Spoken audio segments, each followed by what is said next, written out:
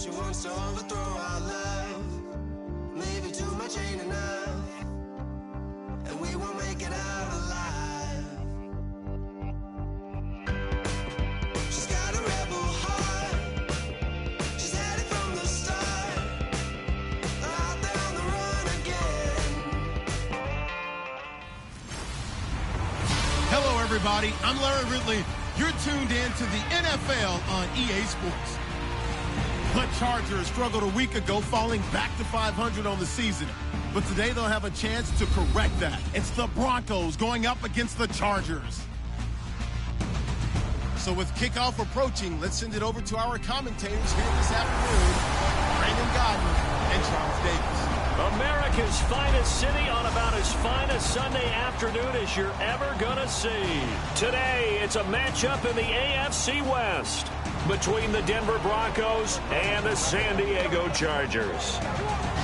Hi, everybody. Brandon Gaudin alongside Charles Davis. And, Charles, we take a look at this Charger club entering play here. They come in playing pretty good football, winners of 4 of their last 6 games. Meanwhile, for the visiting Broncos, they come into this one knowing it's been a while since tasting victory. They've dropped 4 in a row. Can they remember what it was like to win a game? In these types of situations, you're looking for someone to inspire you, and it doesn't have to be one of your best players either. The NFL season has hit high gear, and off we go in Week 11 on EA Sports. This is taken about 7 yards deep. And no run back here. This will be a touchback, and it comes out to the 25-yard line.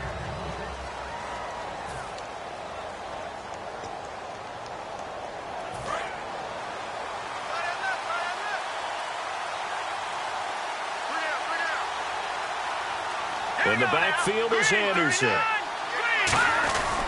And he'll get it up the middle. And he gets this one just shy of the 40. They'll mark him down at the 39. They give him 14 yards that time and a fresh set of downs. It should go without saying that anytime you run the football well and gain a nice chunk of yardage, that means the offensive line did their job and did it really well. But let's give them a little more credit than that. Because all week long, offensive line meetings, they're going over adjustments, counters, when line shifts, all those things that go along with it. And yet, you still have to be physical, and that's what they did on the first play. See if they stay on the ground for second down.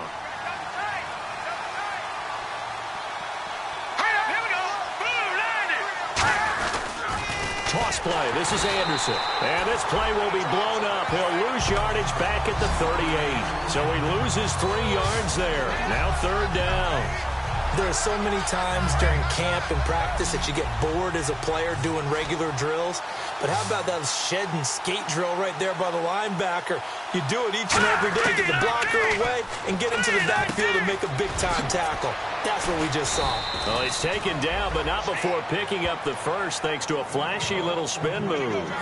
And that's one of his advantages of a passer, is it not? With his height, setting back there in the pocket, firing it over the middle, he can really see everything clearly. It is, and I know that other quarterbacks get it done different ways, all right? You don't have to be his height to make a great play, but what he does is he takes away having to make those slide steps in the pocket to find angles to throw the ball through. He just throws right over the top of it because he can see everything, and sometimes that saves time and gets the ball to a receiver quicker. And now a first down following that long gain. And you talk about great blocking up front. I don't think he was even touched, not a finger on him, until he was brought down to the ground. I think we heard the whoosh as he went by, didn't we? Right through the gap. No one there, as you outlined, no one touched him at all.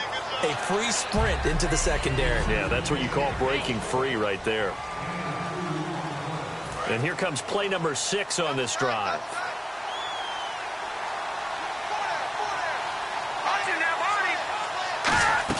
They'll try Booker again. And able to push his way forward here for a good little gain. Holding offense. So there you go, holding by the offense, and that'll push him back. Changes everything now as you try and figure out what your playbook has for you. Longer yardage situations, tougher to execute and pick up first downs. Here we go now. On second down, Lynch. Can't find anyone open. And he'll take it into the end zone for a Denver score. Their big tight end, his 4th touchdown on the year. And the Broncos take it all the way down the field and score on the opening drive. And he's got it. 7-0 Broncos. So that drives 7 plays in length. And it ends with a Denver touchdown. Tyreek Hill on the return. And he'll bring it a few past the 20 to the 23-yard line.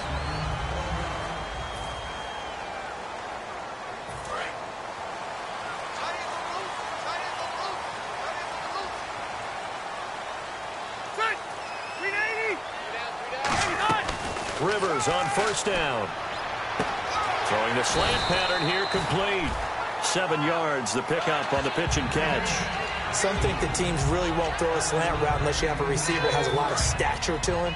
But sometimes the little guys, they get lost in there. People can't really locate them, and they run that quick cut on the slant, and oftentimes they can turn it into big plays. Rivers to throw it. It's Hill, complete. And they get him down, but not before he takes it across the 40-yard line. That was a nice completion on an out route, and those types of plays are the result of arm strength by the quarterback and timing by the receiver. Now a first carry for Melvin Gordon. And he'll take this for about 4 up to the 46-yard line. It's the linebacker, Brandon Marshall, there on the tackle. And after the play on the ground, that brings up 2nd down here.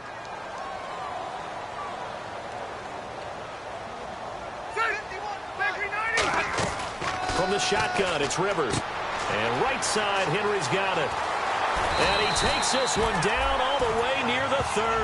A big play there on the catch and run. And the Chargers are going to get themselves a fresh set of downs here. That coach is always harp on the quarterback reading the defense and getting it to the open man.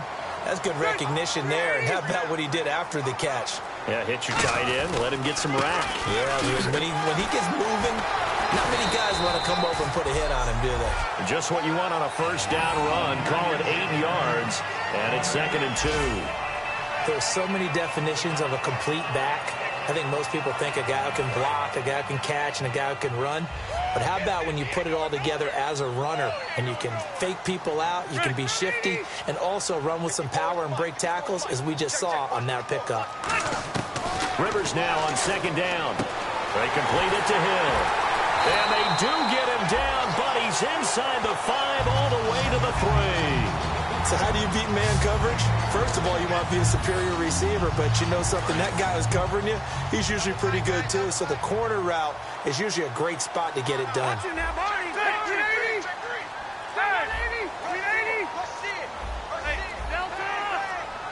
And the play clock's running down. Now a play, and no escaping this time as he'll go down. They got him for a sack. Shane Ray in there to drop him, and it'll be a loss of about 8. Well, that was point counterpoint, wasn't it? They decided to throw for it on 1st and goal. Instead, the defense counters with pressure, and the defense wins, getting a big sack. 2nd down, Rivers. Into a double team, and it's intercepted. And how about this? It's the other Brandon Marshall that picks it off. And he is going to get this one back to the 20-yard line. Brandon, this is why golfers do their best to never count a score in their head before the ball goes in the cup. This looked like a slam dunk for points on this drive, didn't it? Instead, they'll throw an interception, and they're going to come away empty. Here's Anderson as they begin this series on the ground. 2 yards on the pickup there. It'll be 2nd and 8. That's a good play by the guys on the defensive side of the ball. Held them to a gain of 2. And that changes the playbook a little bit now for the guy calling plays. 2nd and 8. Now he's got to probably think about going to the air instead of maybe staying with the ground game. On 2nd down, Anderson. And he is met at the line of scrimmage, and he goes down right there. Officially no gain on the play, and they're left with a 3rd and 8. So a 3rd and 8. Yeah, I think the blitz there really disrupted the draw. Yeah, and it's usually when you catch them in a blitz, the draw works pretty well. If you're the offensive coordinator right now, that's vital. Lynch fighting. He fumbles. He lost the football. And picked up by the the Chargers. And a 1st and goal coming up here inside the 10-yard line. With no running backs in the backfield to help pass protect, all the receivers in their patterns, it's going to be hot routes. If they sense a blitz or pressure on the quarterback, they've got to be prepared to break routes off early and get the football. In this case, and he's in for a Charger touchdown. Melvin Gordon with a lucky number 13 touchdowns now on the year. And the Chargers are an extra point away from tying this thing up. I know we don't talk about it enough, but the intelligence level of the guys up front blocking, the offensive linemen, maybe the smartest guys in football overall. Add in a little bit of athleticism and a whole lot of toughness, you got a lot to deal with, don't you? That's why the guys in the backfield get them really nice Christmas gifts, right? If they're smart, they do. This is taken about 7 yards deep. And no thought to bring this one out. He'll just go down to a knee, and he'll take over at the 25.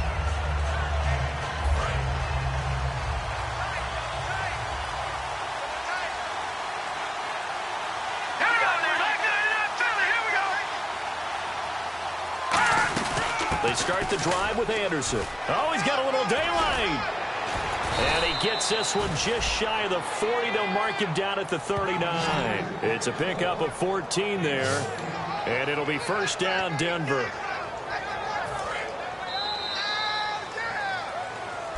Back alongside Charles Davis, I'm Brandon Gaudin. It's Bronco football to begin quarter number 2. And they've got it here with a 1st down.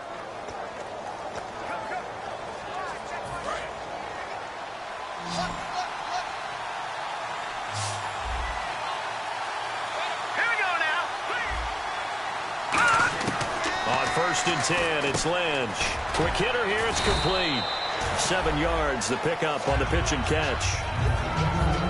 Well, clearly one of his advantages as a passer is his height. Sit back in the pocket, fired over the middle. That makes things tougher defensively, doesn't it? It really does, because your goal is to move the quarterback off his initial spot when he gets his drop back completed. But when you have that type of height, he can stay in there if he's willing to take the hits and just fire over the top, which saves him time and actually completes a play a little bit quicker than it normally does for a quarterback that has to slide and find open space to throw. One of the toughest things about playing defensive back is pattern reading, trying to figure out what they're doing. And on that one, they had the fly, just sending the guy downfield with the in route accompanying it, what people call a dagger route, trying to hit the guy underneath after the clear out. In this case, though, they're not able to get it done. Yeah, they said forget the underneath route. They went for the guy on the fly, but as you said, incomplete. Would it be safe to say that as precise as routes are supposed to be run in the NFL, maybe they're not quite as precise in college ball? That's accurate, yeah. And I think we saw a college route in the NFL there. Just find the soft spot, find the dead zone, and find the 1st down. And that's what he just did. Officially no gain on the play, and it's 2nd down. They had a great read there from his free safety position. And, Charles, you know with those guys, it's all about their eyes. They have to be laser-focused. Yeah, I had to fake my way through it when I was playing, but now I can see exactly what they're doing. And on that play, he obviously had no presence to feel like he's being pushed for a pass. And without that, that allowed him to get up to the line of scrimmage and hold him to no gain. So he got free of one tackle but couldn't do a whole lot else. Only a gain of a couple there. That leaves him needing about 7 here on 3rd down.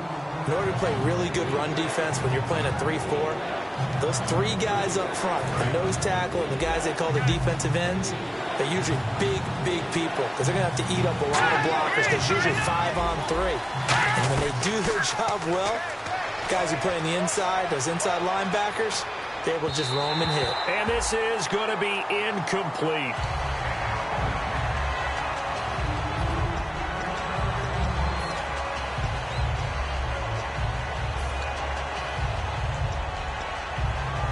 So on now is Brandon McManus. He has hit from as far away as 57, but that was in Denver. They spot it on the midfield stripe, so it is a 60-yard attempt here. And that is no good. And this game will remain tied here in quarter number 2. Everything looked good. Good snap, good hold. Sometimes, though, the ball just doesn't want to go where you want it. And this one winds up no good. Now the Chargers offensive unit ready to see what they can do here. And that recipe on their last drive that resulted in a touchdown looked pretty good. So they'll be hoping to do that once more. And it takes me back to when we sat with the offensive coordinator and the head coach. They felt pretty good about their game plan and thought there were some holes in the defense. And they exploited them the last time out. Let's see if they can come back and put together a similar drive. And we'll see if they can do just that. Here we go. Here we go. Here we go. Rivers now from the 50. And this one's incomplete. He was trying to hit Melvin Gordon there. And that'll make it third down. So many offense want to include their running backs into their passing offense and be able to swing the ball out or check it down to them. But sometimes those guys are just not as comfortable catching the ball as they are running it. Rivers, and it's complete. Henry, and he's going to have the first down at about the 38. They pick up 12 on the play there, and they move the chains. And fit's the exact right word. Over the middle, there's almost always traffic, so anytime you're a receiver in that area, you're not just focused on catching the football. You're wondering where the collision's going to come from, right? Because there's almost always someone there able to concentrate, catch it, and even added a little extra at the end with a short run. It's a loss of a yard there, and now second down. Brad, wasn't that long ago that the guy playing that spot was an outside linebacker type of a guy. Now, as a defensive end, how about the speed that he used to get into the backfield and make the play? He completes it to Henry. He got 18 yards out of that one, and it gets him a new set of downs. Okay, when the big guy runs a corner route, you're asking a lot no matter who's covering him. Doesn't matter whether it's a linebacker or a defensive back. Yeah. He usually has the advantage because of his body type. On 1st and 10, Rivers. Oh, he's got a man wide open, complete. And he's in for a Charger touchdown. Tyreek Hill, his 4th touchdown on the year. And the Chargers have taken the lead. As a former DB, you might not like to see that, but from a wide receiver's perspective, those are the plays they dream of. Correct on both counts, all right? Because once he took off, I mean, let's face it, that should have been done in Big Sky Country. Aren't any speed limits out there? And off he went. The 20 to the 22-yard line. Defense gearing up to take the field. They had a clean slate last time defensively, forcing that super long field goal that was no good. And from experience, I can tell you that, yeah, you want to block any type of a field goal attempt, but I don't know if you go all out at that distance. You send someone and just play the odds, and the odds were in their favor, and the miss did occur. I know many people like to throw to the tight end, maybe in a little flexed out position because he creates mismatches with his size. The slot receivers do the same thing with their quickness, their speed, and their route running savvy. Now Lynch to throw. Throws a quick hitter on the slant. That's complete. 5 yards is the pickup there as that extends this drive. Slant route's effective no matter who's running the route and catching the ball. But when you have a receiver of that stature, you have to be a little bit more precise throwing it. You don't have the same catch radius with the bigger targets. First down. Here's the run with Anderson. And he will lose yardage back to the 34-yard line. The loss of a full 3 yards, and now it's second down. And the offense there, the O-line, everybody really on offense, they were just manhandled at the point of attack. Yeah, you could pretty much call them all out, couldn't you? Almost by name, right? That was a very tough sequence for the offensive line. But how about that defensive front creating a new line of scrimmage and creating a lost yardage possibility? Backing up. And he's just going to get rid of this thing. To no one here. He throws it away. And now it's third. It's a tried and true formula, and I don't think it'll change for as long as we play football. If someone's trying to throw the ball and you can put pressure on them and make it tough, that's only going to help your defense. Yeah, he's since being hurried. He got rid of it before taking the hit, but incomplete. Throwing, Lynch. And he comes back with one complete. It'll be a gain of 8, but it'll also lead to a 4th down. Partner, I think that completion takes the definition of dink and dunk to a different level, doesn't it? It does, and the defense was right there, kind of played into their hands.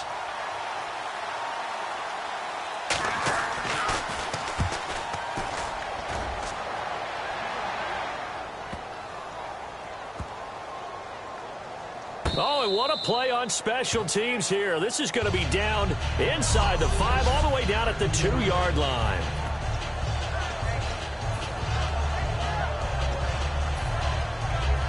Phillip Rivers now gears up to lead the offense on the field. He's got the lead here in the second quarter. He's thrown the touchdown, but also an interception. As a quarterback, does that interception, even though you're playing well, your team's got the lead, does that always stick in the back of your mind a little bit?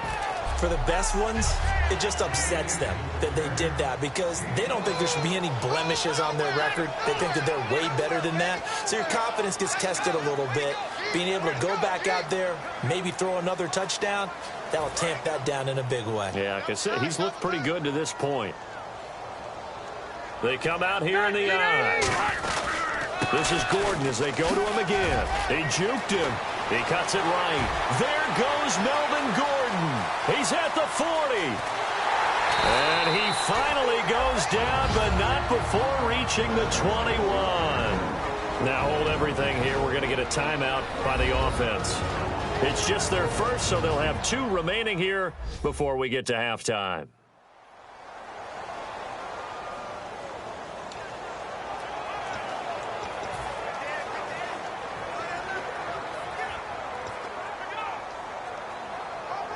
First down and 10 now for the offensive group. Check, Patriots! Patriots! 380! Right there. 54, right there, right there. 54, Mike. You don't want none, baby. You don't want none. Hey, you don't want to see me. You don't want it. 380! Mike 54! Mike 54! Rivers now to throw on first down. He rifles one that's intercepted. A great read, and it's picked off. And he brings it back to right around the 26-yard line. That's sort of a second quarter to forget for him. Now 2 picks in this frame. Almost as if the first one that he threw, he couldn't shake, couldn't get it out of his head. He ends up throwing a second one as a result. Compounds the mistake a little bit. Yeah, you got to be able to forget, compartmentalize, whatever you want to call it, and move on. He hasn't been able to do so here in the second. And he's finally taken down, but not before getting across midfield and across the 45-yard line. He's come a long way since his time at Georgia Tech. What did he run at Tech? He ran hitches and go routes, essentially. Yeah. I mean, but he ran them really well. He averaged well over 20 yards a catch while he was there. And he still creates downfield in the NFL. That big body and that willingness to go catch the football. He's pretty impressive. And his friends call him Bebe, the nickname his uncle gave him back in the day. Seeing that play and understanding just how tough it is to cover tight ends, especially the ones running around the NFL nowadays, makes me glad I didn't make it in that league. I would have had a really difficult time. But now you get to sit up here with me. Yeah, and that's fun, isn't it? And put a really nice game right there on first down for them. Brings up a nice second down for them. It's a gain of 11 yards that time, and it produces a new set of downs. Good route, good pickup for first down yardage, and that is a tough one to cover. The angle route, because a running back getting out of the backfield, if you're trying to cover that, especially if you're in the linebacker spot, and you're seeing this play develop, he heads out towards the flat first, and that often gets you. Now whistles come in. We're going to get a timeout here by the offense. It's just their first, so they'll have 2 remaining here before we get to halftime. And the next snap coming inside the red zone here. Here we go now. Green 39. Green 39. Lynch to throw again. This will be caught at about the 5. Call it a pickup of 7, and that'll make it second and goal. So the offense takes the timeout, and they are back out and ready to rock. Thomas, the lone receiver, left. All right, here we go. To throw again is Lynch. And he just chucked that one out of bounds, out of everyone's reach. Maybe a wise call not to take a sack in this part of the field. It brings up third down.